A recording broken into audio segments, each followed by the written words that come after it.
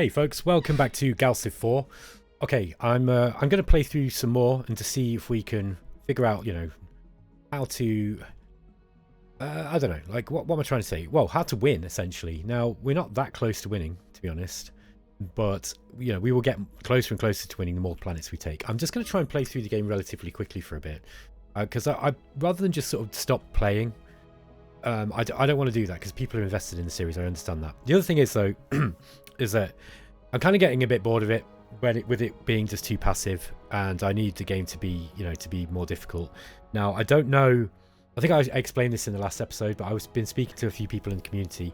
Some people agree that the game is too passive, and apparently it's been something that's been reported to Stardock, and Stardock have added stuff to the game to prevent, to make the game more aggressive.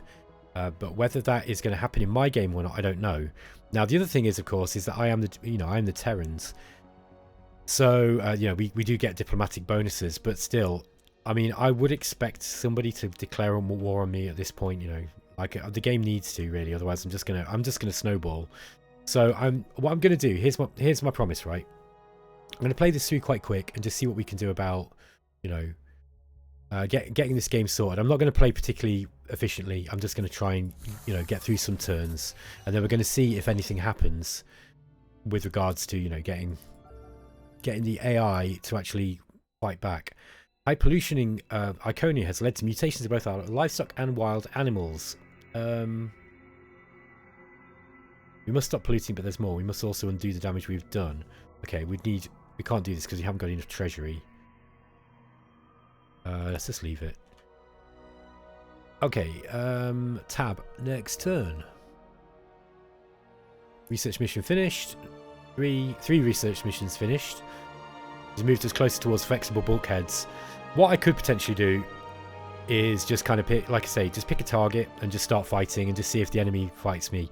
Like, I'm not actually that bothered whether I win this game or not. I just want to see what this game has got to offer in its current state. That's kind of my main goal here. Like, like if I declare war on someone, and then they all suddenly declare war on me, I'll be happy. I'm not going to care, even if I lose the game, because at least it means that the AI does something rather than just kind of sits there building up. Everybody, sitting there in a drum circle singing Kumbaya or whatever. It's not my kind of 4X. I don't mind playing peacefully at all, but I need there to be some threat. So yeah, we'll see. By the way, other people said that they felt the game was plenty difficult with regards to the aggression. So I don't know. Maybe it's just me. I'm just getting a bit of a weird game. What can we put up here? Get the legal officers up here. Let's try to increase the amount of money that we're making. Shipyard. I'm going to put everything into research. We're going to be spending all our resources on research for the time being. We're getting plenty of Promethean, so we can always trade for more of it as well. It's a real snowball mechanic, that one. Okay, RG Fighter's going into Clark 3. Oh, we got loads of ships in there now. Okay, another one of these events that hasn't got any... Plus 50% food on all worlds for 25 turns. 10% food for 100 turns. I think I prefer that. Longer term bonus. Trade. Okay, they want neural mapping and they're going to give us a lot of credits. Alright. It's going to make you a bit more aggressive. Probably won't do though. Why does everybody like us? I think what I would be tempted to do is if it's this, this particular game, just, everybody's happy just to be, for the Terrans just to slowly culture flip everything that, they've all got. Maybe playing as one of the more aggressive factions like the Korath or the Drengin. Okay, we've got flexible bulkheads. If only we could move our bulkheads when needed to maximize space. With flexible bulkheads, the internals of our ships are much easier to adapt for maximum storage. Okay. This leads to extreme miniaturization and then to battleship doctrine, which might be a fun thing to get. We've got beam weapon augmentation, and we've also got the resource extraction. These are the 50% research bonus.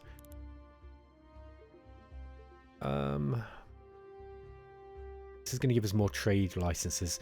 We should probably be building more trade ships. I just don't like kind of trying to figure out where they've got to go. Just a bit micromanagement for my liking, unfortunately. Let's have a look at the tech navigator, see where we are. We've gone quite far down into this one. Oh no, it looks like we have, but we haven't. It's just gone for beam weapon augmentation. I'll just leave it on that. Top culture unlockers. Archaean Republic are first, and then we are second. All right, so actually we're lower than those guys for culture. Yeah, interesting. The Archaean Republic, of course, are these guys down here in the south of this sector. Okay, trying to get an idea of who is where. Okay, that's the navigators. Got loads of culture points. Okay, we've already got all those.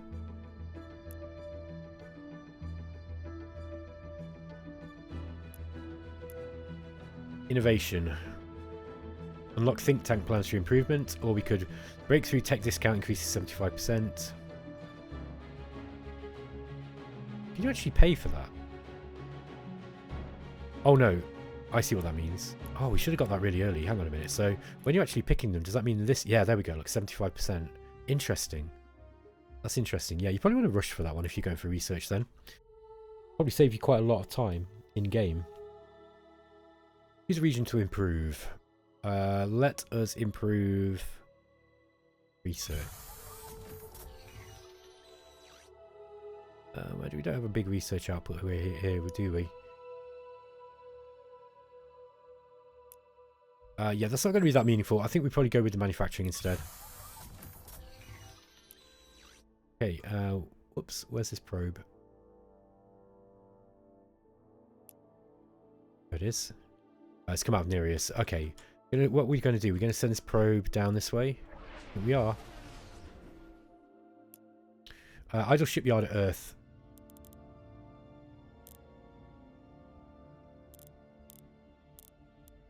Let's get some freighters up.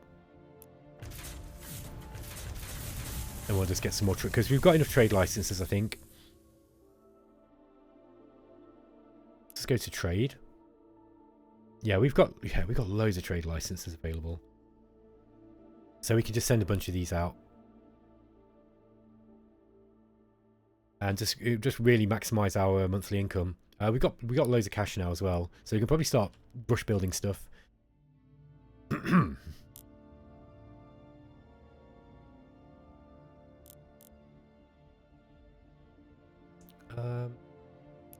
Get some modules. Idle shipyard. Nereus. This is this new one. We'll get some more RG fighters up here. Okay, research mission is done. Beam weapon augmentation. By channeling the initial wave of energy we supply to a beam system through a feedback loop, synchronizing its exit from that loop with the arrival of the next wave, we can deliver far more powerful bursts of energy. This augmentation system should make all our beam weapons more potent. This is some decent sci-fi writing. I like it. They at least put a little bit of effort into it. Yeah, this is going to give us disruptors, which is an Illyrium cost, and modules, but we can increase our beam attack on our stations by 4, and beam attack 10% and plus beam attack plus 1. Okay, leads to plasma beams.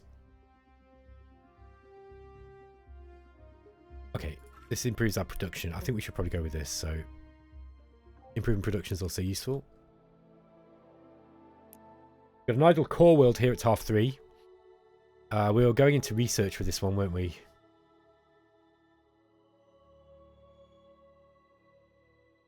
Got any research boosting special buildings? No, it doesn't look like it. Let's just put a research district up. Probably start thinking about food. Look, the buffer that we've got is closing. I'd say they probably do want to think about food at some point. Okay, let me get this freighter. Get one over there. I'm gonna be picking random places because I really can't be bothered to think about it that carefully. Let's get another freighter up here. We might as well max out our trade licenses. Obviously, trading with everybody is going to mean that they're all making more money, which means that they're probably going to be less likely to be going to war.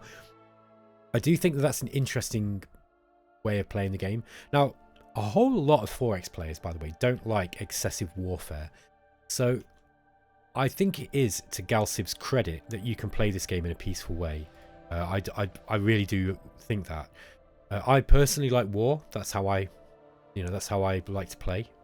These guys have ended their wars. Look, with pirates, navigators, and arcane republics, respectively. Yeah, I like to fight. Right, that's why I'm battle mode. And I'm a war gamer.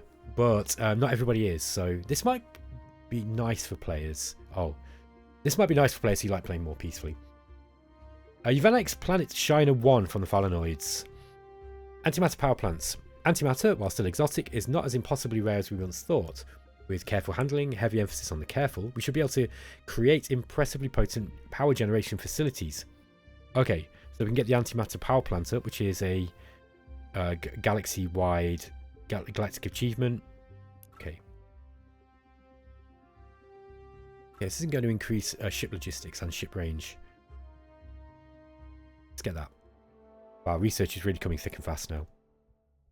Clark 3. This is a research planet. And no mistaking. So, idle core world here. This one could put food up potentially. Looks like I've also kind of gone with research here. Get the habitat improvement up. And then we'll put a research place up there. We'll actually rush build this one. Research station, and then after that we'll go for the research upgrade. Idle shipyard at Kindar 2.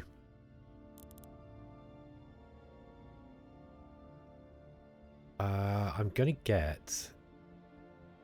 These don't have no maintenance. So we just build up a bunch of these and just have them in... You know, in the bank. In our reserve, just in case we do end up going to war. Again, let's just have a look at the diplomatic situation and just see what's going on. No, I think we'd get warned if there was a war going on. Everyone just seems to be happy to be trading with one another at the moment.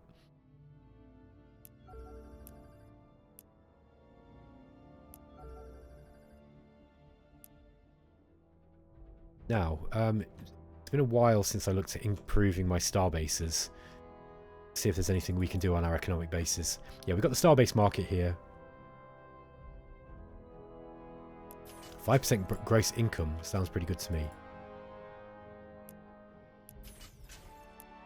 We're just going to increase these bonuses. Okay.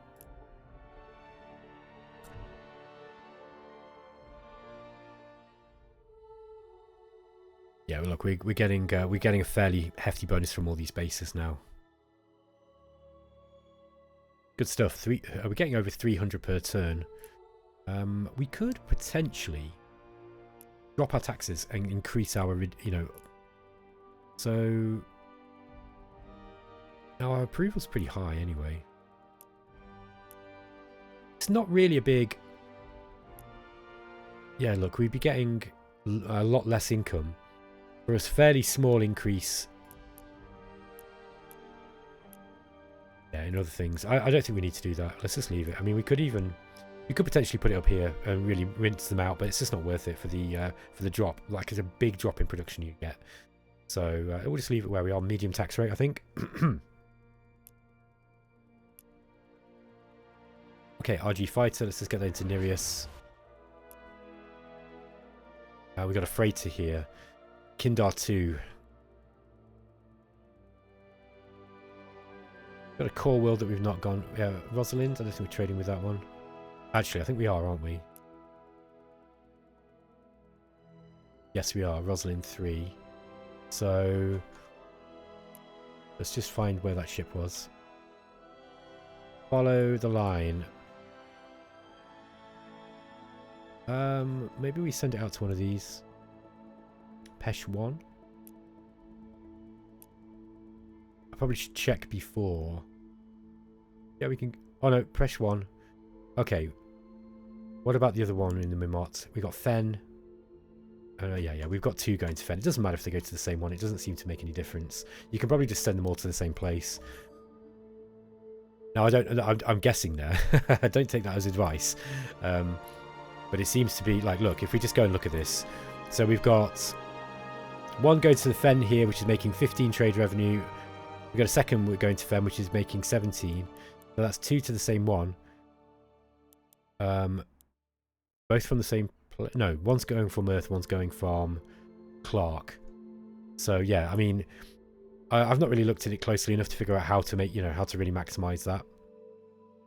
I think at this stage of the game, it doesn't really matter. If you want to look into that, then I suppose we could have a quick look. Initiator 15%, route length, we've got the route age, and then trade planet income. It doesn't say anything about doubling it up. And look, obviously, you get an increase for the star bases that are around them too. That's kind of interesting. So obviously, you really want them to be coming from Earth. Okay, Earth sending that one to to Bracuria. Yeah, I mean, I can't see anything in that. Oh, they're giving us credits. Thank you, Phalanoids. I can't see anything in there that would suggest that you can't just send them all to the same one. Rather than the fixed boundaries we've been working with the Interstellar Resupply Doctrine. The Interstellar Resupply Doctrine uses a more subtle and refined system of handoffs between different resupply hubs. This should lead to substantial improvements in fleet range. It also increases logistics size. Research Matrix increases research. And then we've got Claytronics increases the production of our worlds.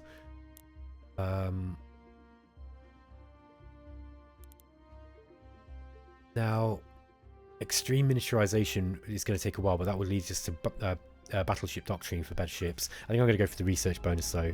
That's only going to help us in the long and short term. We'll start making some more modules. Let's get some of these bases increased. Okay, that's an entertainment. That's an economic station. There we are. Let's get the trade station in the market.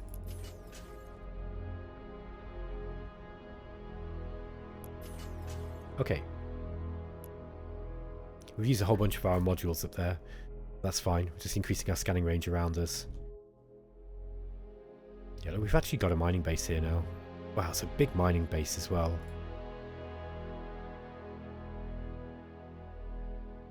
I was saying, yeah, these are going back to Clark 4.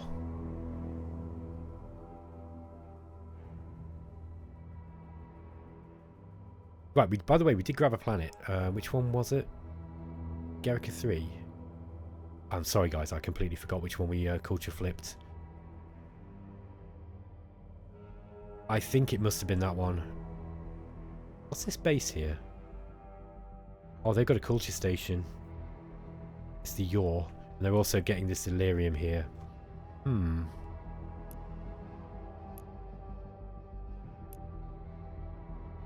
Okay, there are some interesting alliances going on. Might be being a little bit premature with my concerns about game difficulty. We'll see. We'll see. Falsely accused. Vicky Art has been falsely accusing people again. Okay. Let's just go and have a look at Vicky Art there. Yeah, we can actually. Oh no, we don't have a harmony crystal to replace that. Okay, this freighter, let's just send it like as far as it'll go. Doesn't really matter where it goes, does it? Yeah, we'll send it down to Ceres 2. That one's actually that's actually got quite a lot of income anyway. Okay, we get thulium from a random event. Okay, we've got some culture points now as well.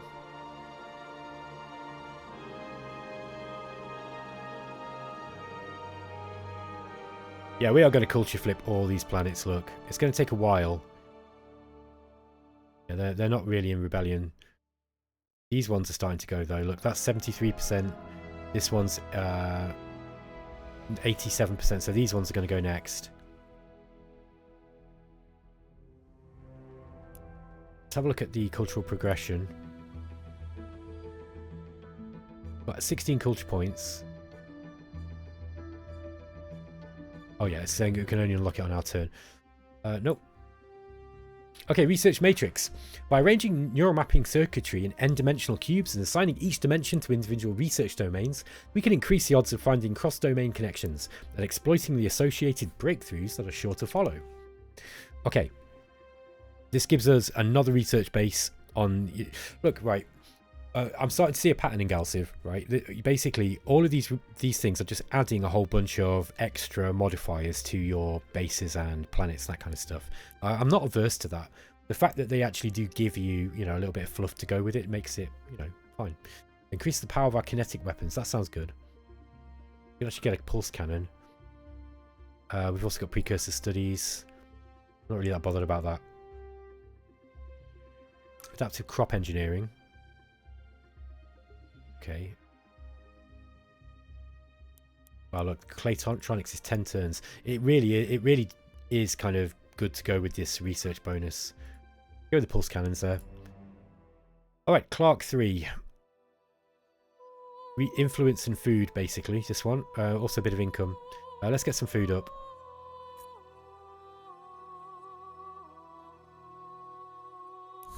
Get some food up here.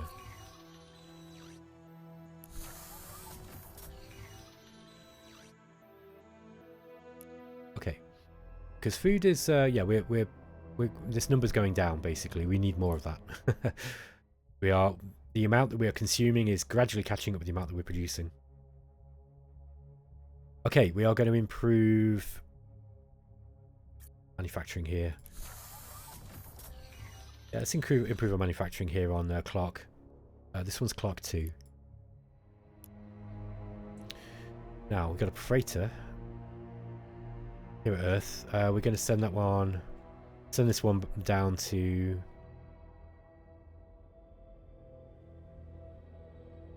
I wonder if we got one that we can. Let's send the freighter out here and we'll just use it to see what's basically down in this section. We probably could do with some more exploration ships as well. These guys. Cultural differences, you have shared borders. Okay. They want open borders and they're giving us credits and they're offering us open borders. They're giving us a whole bunch of stuff including a non-aggression pact. I don't want to do that. I don't think that's a good deal for us.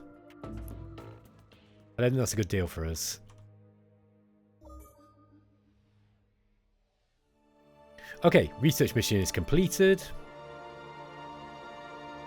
Managed to get through quite a few turns this game. Yeah, we're on turn 204.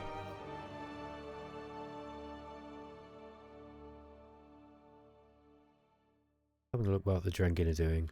Iconians are quite big as well, aren't they? They've got a lot of systems by the looks of it. Iconians seem sorry, the Kryn, I mean. The Kryn seem to be winning. Pulse cannons.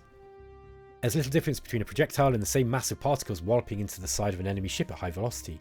And yet, due to some newly discovered quantum effects, we should now be capable of launching those clouds of particles with far greater ease, and consequently at much higher volume. So this gives us the pulse cannon, the enhanced pulse cannon. I think this doesn't actually take any special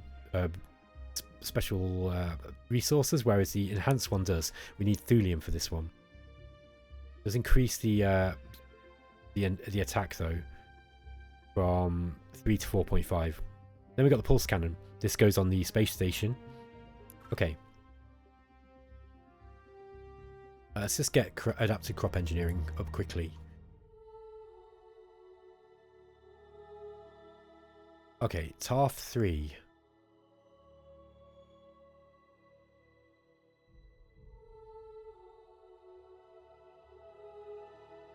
Still got the supply depot up here. Let's get that planetary conversion. We'll just rush build that with our money, and then we'll put the governor's manor up here. Sorry, the supply depot.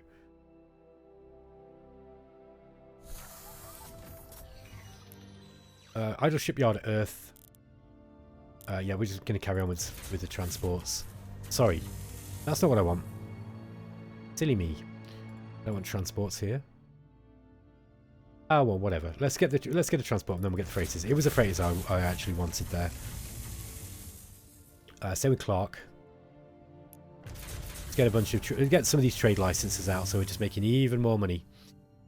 Clark 3.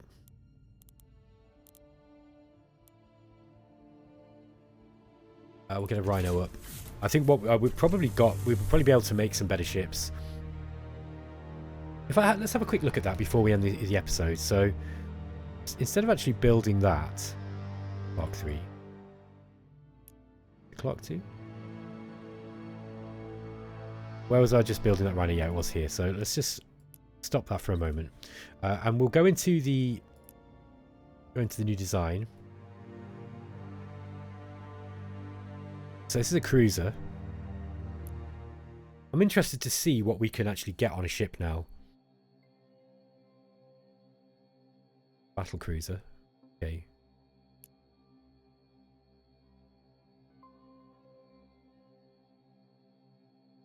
Alright, I'm not going to mess around with this too much. Let's just see what we can get on it. So, I like to do this offline so that I can customize it the way that it looks. Let's just have a look at weapons specifically. Okay, so we've got this pulse cannon we can put on here now. Okay, so that's kinetic attack 3 over kinetic attack 2. We've also got the enhanced kinetic weapons, including the enhanced pulse cannon. These are going to be kinetic attack 5, respectively. So if we're not bothered about thulium, which we're not really, we could actually put a bunch of these on. I can't remember how I had these up now, so I'd rather these were on turrets. Like, I can't imagine that these would be, you know, just kind of forward facing. The whole ship would then have to kind of face forwards. I do like being able to have very, very big guns though.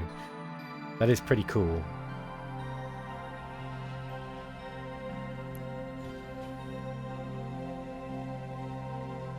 A minute. Let's get rid of that one.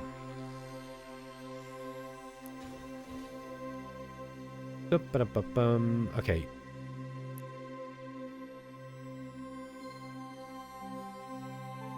It's a little fiddly.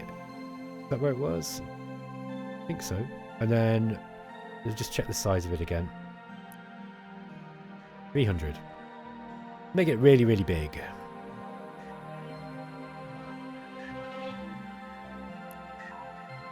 There we go. I like symmetry in my games. Okay, so yeah, look, that really didn't add a whole lot in terms of mass, right? Now I think that it's not really working with the rock paper scissors thing anymore. So it kind of, you do kind of want to put a bit of a, you know, I mean, you don't really need to put a whole spread of different equipment on it as you used to. I don't think.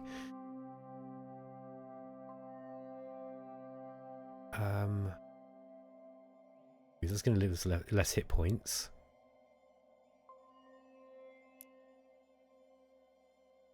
I think we've got some better shield generators incoming.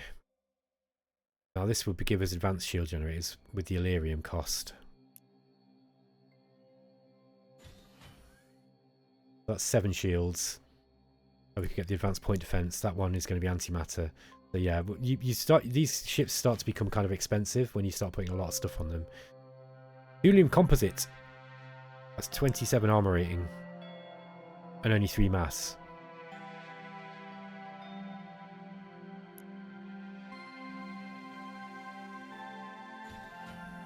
There we go. Alright, we still actually got quite a lot of... So we can put way more stuff on these cruisers now. These ships are going to be way better than the Rhino. Obviously, they're going to be expensive. You know, look, they're actually 3 thulium for each one of these at the moment. You can increase its repair, put sensors on it. Increasing the damage, so serrated munitions. It's going to give you minus 20% hit points. That's weird. Like, why? But that's going to give you 30% kinetic attack.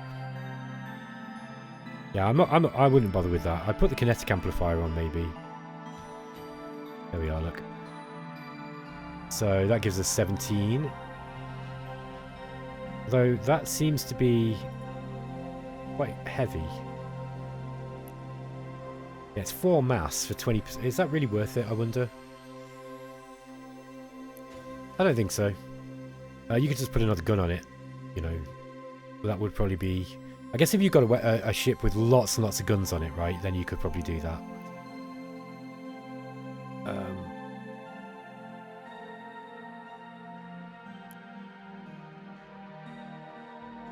Anyway, folks, yeah, you kind of get the idea. I don't want you to have to sit watching me do this. I don't think most people find it very exciting. what we could do is just put some of these smaller guns on it here. There we are, look. So we've just increased. Yeah, we just increased the kinetic attack. Now it might be a bit more point putting on one of these enhancement things. Where are we? Like the kinetic amplifier, for example. Yeah, still only goes from 21 to 23. Is that for the whole? Is it for the whole fleet? I don't think it is. I don't think so. I think it's just for that one ship. It kind of seems like a bit of a, bit of a dud.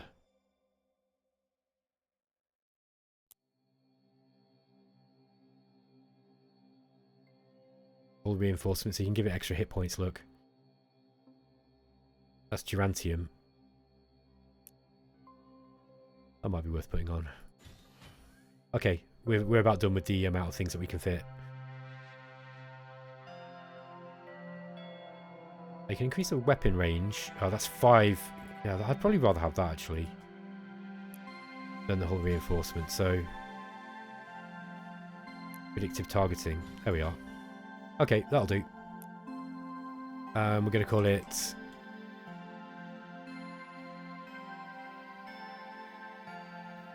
We'll call it the BattleShark. Sorry, I'm just really bad at making names, and I just don't really care. So. BattleShark MO0. That'll do. Okay, so let's get one of those things out.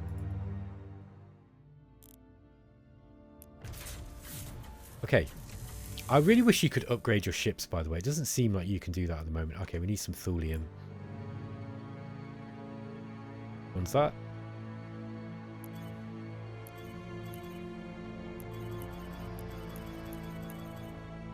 Okay, let's just get enough to be able to get a bunch of those things out.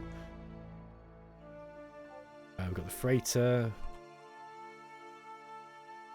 Sorry, folks, I'm using the wrong keys. But I was playing Conquest of Elysium again. Let's get these just down to Archaea. It doesn't matter where they go, does it? Iconia. Yeah, we'll get a BattleShark out here. And I'm going to end the episode there, folks. Thanks for sticking with the series. I hope you're enjoying it still. It'll be interesting to see where we go in the next few episodes. I think, my decision on whether to continue the series on will kind of depend on, like, what, and how interesting it is. What I could do, rather than just sort of going, oh, it's boring, I'm going to give up, is just sort of go, hey, I'm going to declare war on a bunch of, empires, and then just see if I can, see what it's like fighting a few at a time, and just seeing if that's fun. Okay, guys, I'll catch you in the next episode. Take care.